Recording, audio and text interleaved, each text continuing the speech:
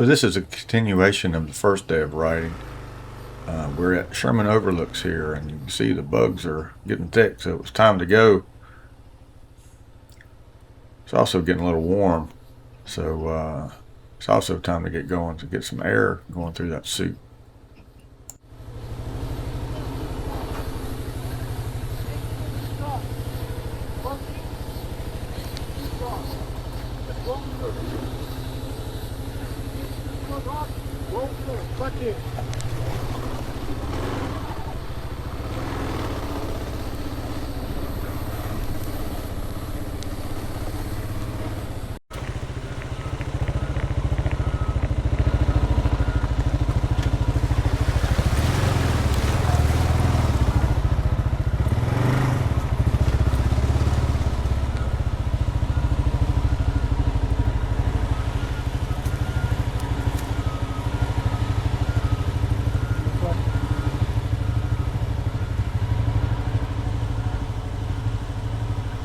Don't let him go by.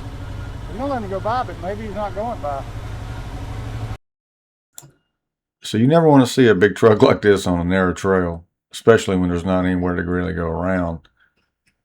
I'm assuming that these guys are probably Forest Service guys up here working on the road.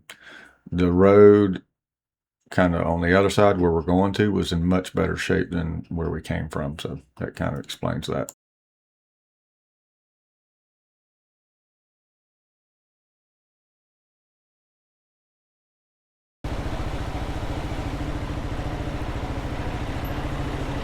Thanks, guys.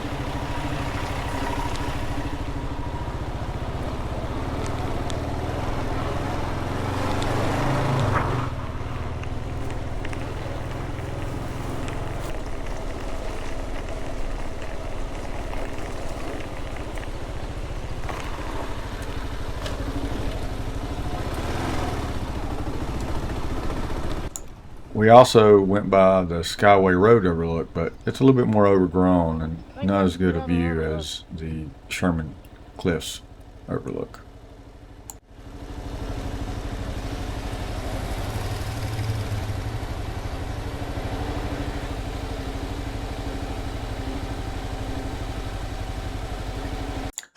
So the bottom half of that ride was definitely the most rewarding.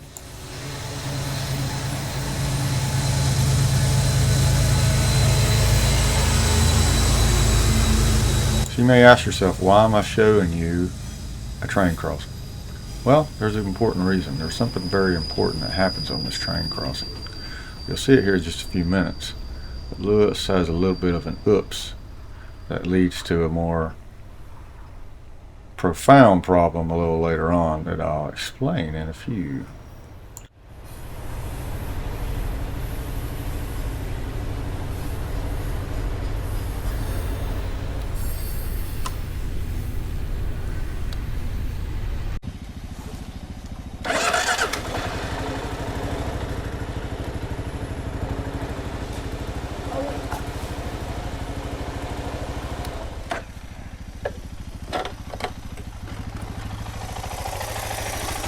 So there was a lip there that Lewis didn't see. When he put his foot down to get on the bike, there was nothing there, so he went for a header into the ditch. Now, other than a little bit of wounded pride and maybe a little bit of strained ankle, he wasn't too hurt. But motorcycle, on the other hand, had some impacts later on. I'll explain that in a little bit, but just remember what happened right there. Hey, we're turning right here. Right here.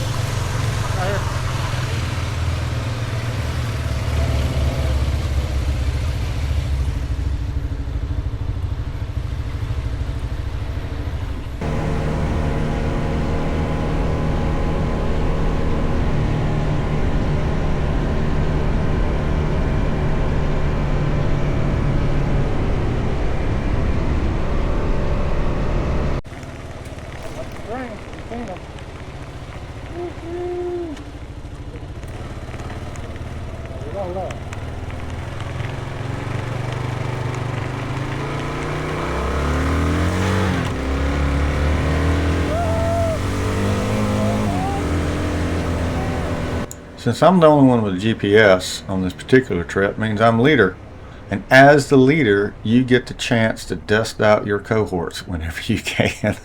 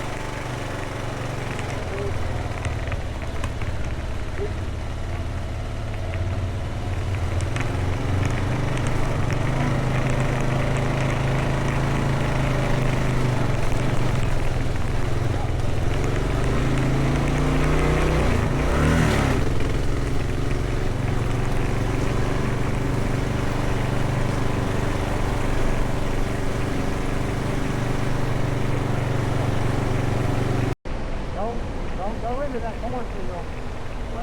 Come out. Right.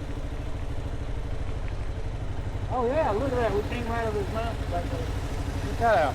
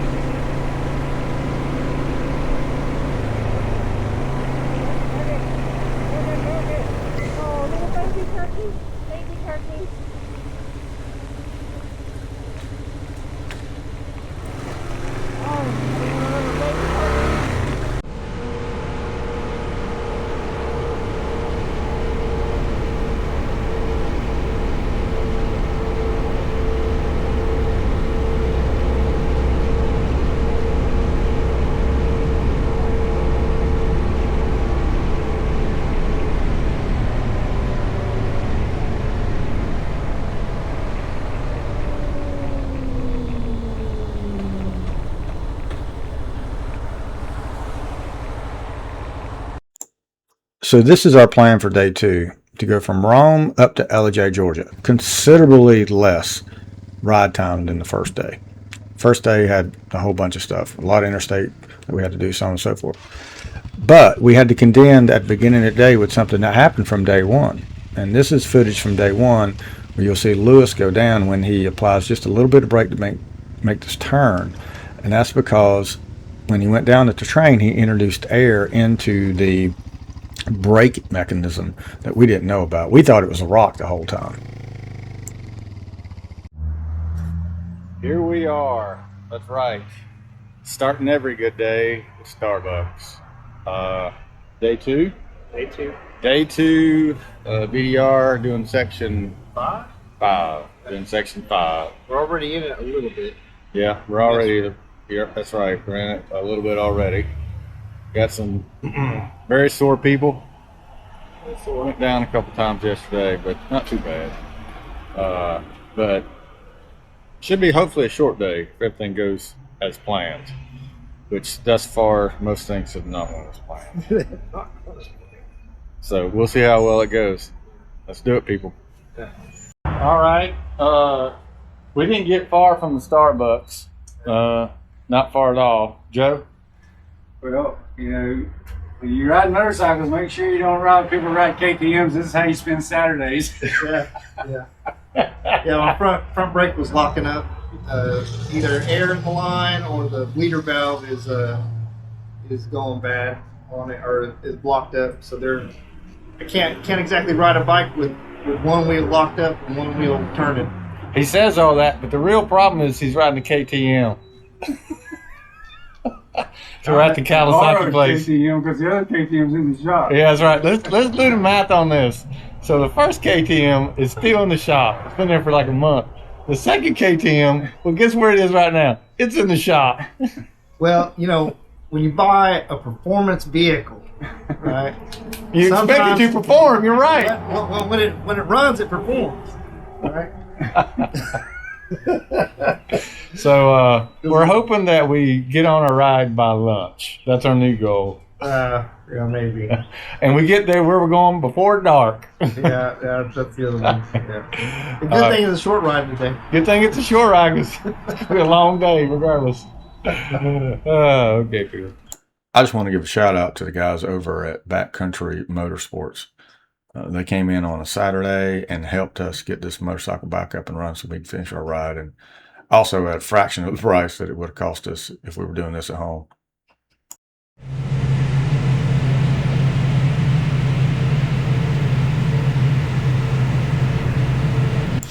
So what you see here is I am playing with the new mount that I put on the front of the KLR for the 360 camera. It's kind of custom made, to be completely honest, because I couldn't find a better place to put it, but I like it. Kind of give you a little bit of a drone feel going on there. It'd be really cool when we go ride the Dragon again.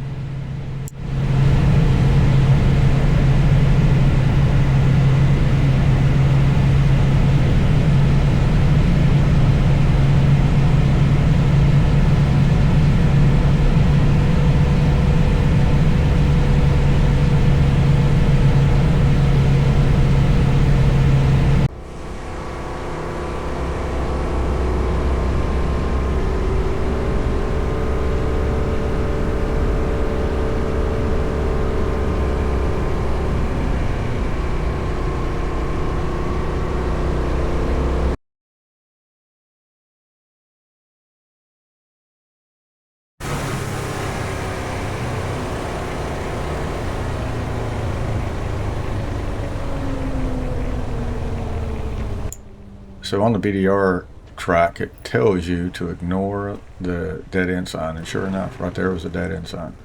And you do need to ignore it because it's not a dead end.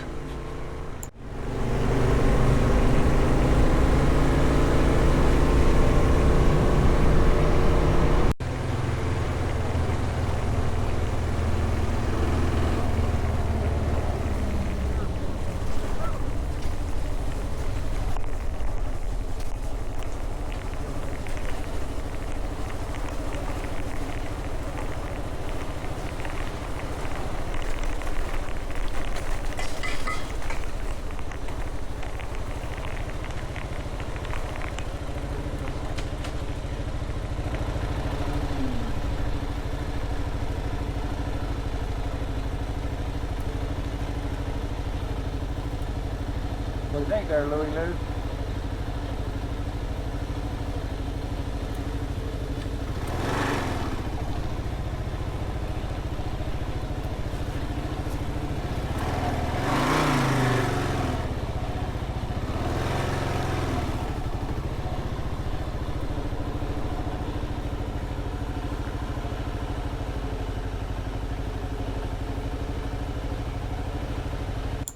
So after this turns back to dirt, this little section before you get up to the overlook is surprisingly fun. It's got a lot of washouts, some rocks, and it's a little bit harder than I expected it to be.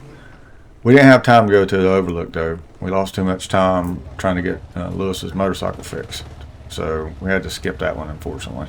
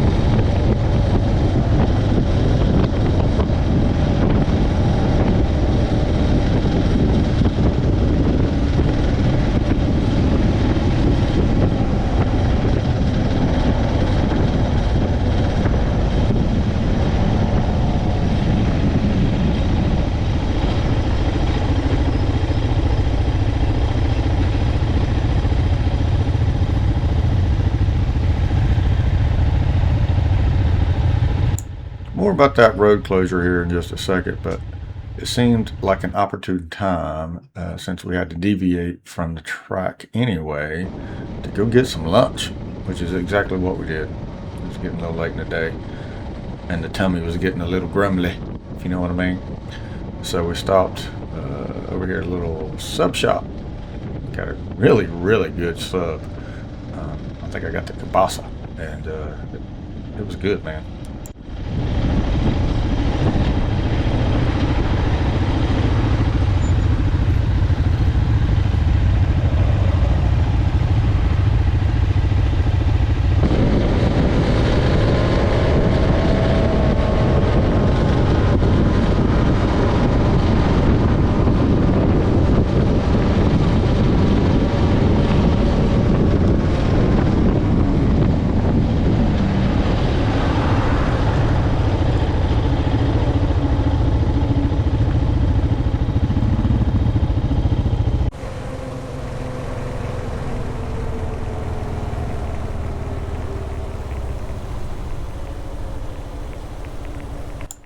So irony here is, I knew very well that there was a road closure.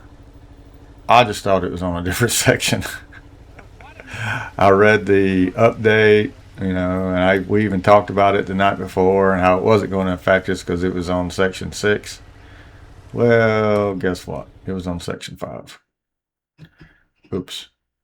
And when I told the guys of this was their reaction. Oh well, we need lunch anyway. Only I can get you a fork, you old dog. You'd be perfect. Let's go. Oh shit! That's what I get for taking off. That's what I get for taking off in second gear.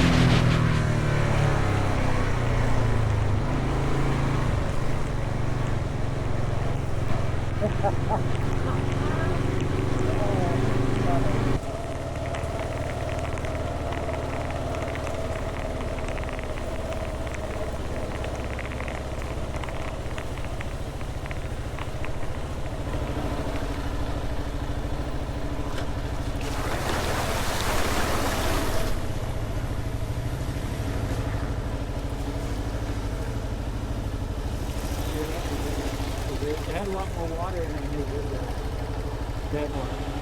Water up, and then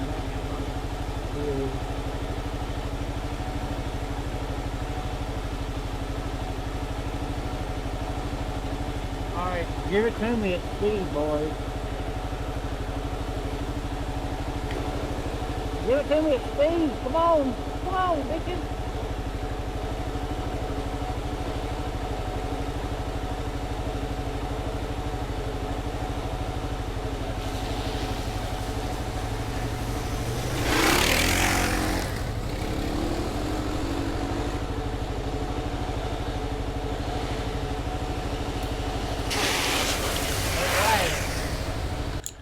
Lewis admitted later he was actually trying to get me wet.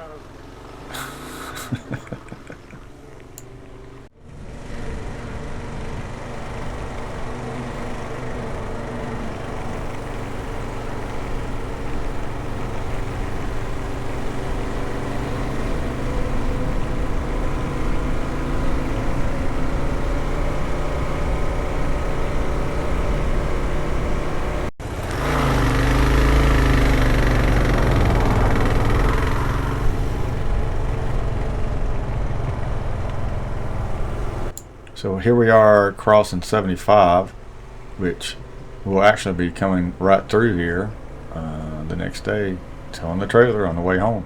Not yet, we still got more ride to do.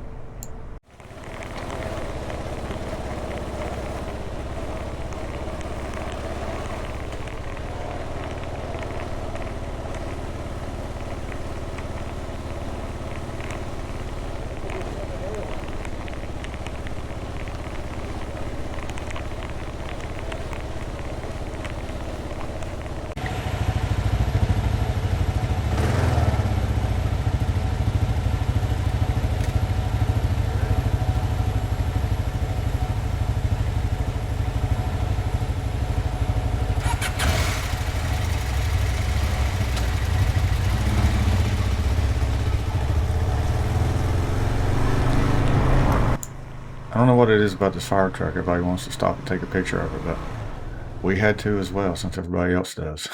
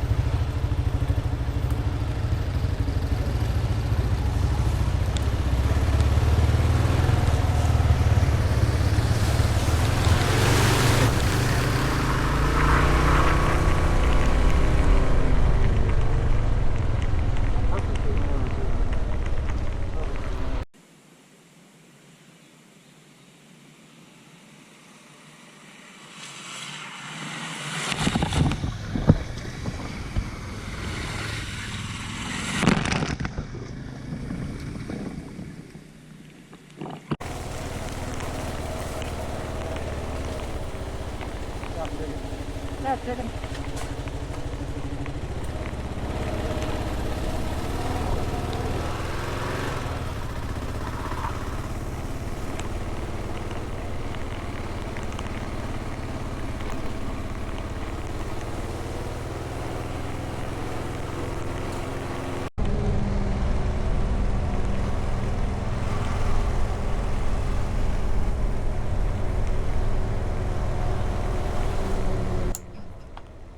So we're coming into LJ here, and which is turns out to be a really cool town. You know, the BDRX kind of stops here or makes a turn and goes back the other direction for the Chattahoochee BDRX, and the Southeast BDR comes through here. But it's a cool little town, man. The downtown area here is really cool.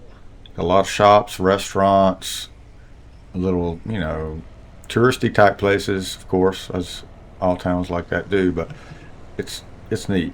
It's definitely worth a visit.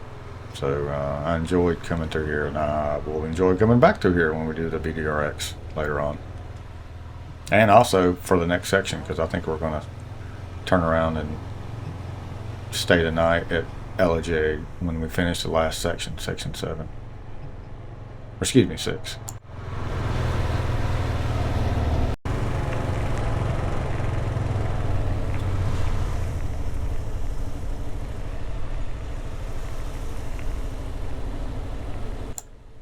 So like any good day of riding, we plan on ending this day with a beer. So we found us a good beer place and that we could ride up to very easily, and that is what we did. So appreciate everybody tuning in for this particular section of the Southeast BDR. We got one more section left, section 6, that we'll get to in our next ride. But until then, stay dusty.